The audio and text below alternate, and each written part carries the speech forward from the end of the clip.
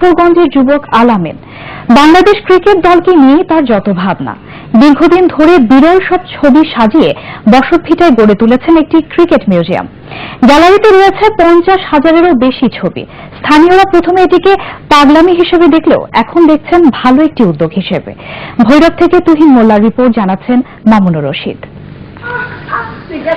কিশোরগঞ্জের পাকুন্দিয়া উপজেলার মধ্যপাড়া গ্রামের ফিরোজ মিয়ার ছেলে আলামিন আর্থিক দৈন্যতার কারণে লেখাপড়া বন্ধ হয়ে যায় কিশোর বয়সেই।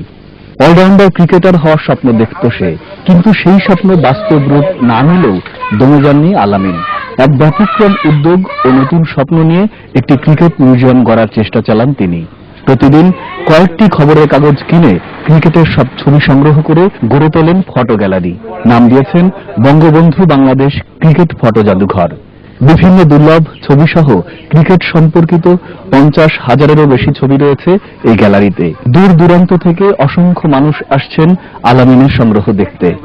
তিনি জাতীয় ক্রিকেট দলকে আমন্ত্রণ জানিয়েছেন জাদুঘরটি ঘুরে দেখার। আমি 9-10 বছর যাবত 3-4টি পত্রিকা কিনে আমি ক্রিকেট জাদুঘরটি তৈরি করেছি। বাংলাদেশ ক্রিকেটকে উৎসাহ দিচ্ছি ও নতুন প্রজন্ম ক্রিকেটকে জানার জন্য, যে যারা দেশের জন্য ক্রিকেট খেলতেছে তাদেরকে জানার জন্য। আর বাংলাদেশ ক্রিকেট দল আমার এই জাদুঘরটি দু একদিনের জন্য পরিদর্শন করে আমি খুবই আনন্দিত হব, আমি সার্থক মনে করবো নিজেকে। অতীতের যে ঘটনাগুলো, খেলাগুলা, এটা স্মরণ রাখার জন্য তার এই প্রচেষ্টা আর কি। আমি তার বাড়িতে গেছি, দেখলাম যে একটা ক্রিকেট সংগ্রহশালা, ক্রিকেট জাদুঘরের মতো মনে হলো। আলামিনের যে ক্রিকেট জাদুঘর যেটা তৈরি করছে, প্রথম মনে করতাম যে আলামিন একটা পাগলামি করতেছে, কিন্তু এখন যে দেখতেছি আসে আমরা আসলে পাগলামি না।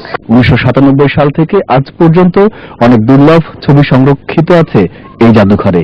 এটাকে বাংলাদেশের প্রথম ক্রিকেট জাদুঘর হিসেবে স্বীকৃতি দান করে, সেই প্রত্যাশা আমরা করি। ক্রিকেটের প্রতি তার দীর্ঘদিনের একটি স্বপ্ন, এবং সেই স্বপ্ন থেকে সে আলামিন ক্রিকেট জাদুঘর তৈরি করেছে।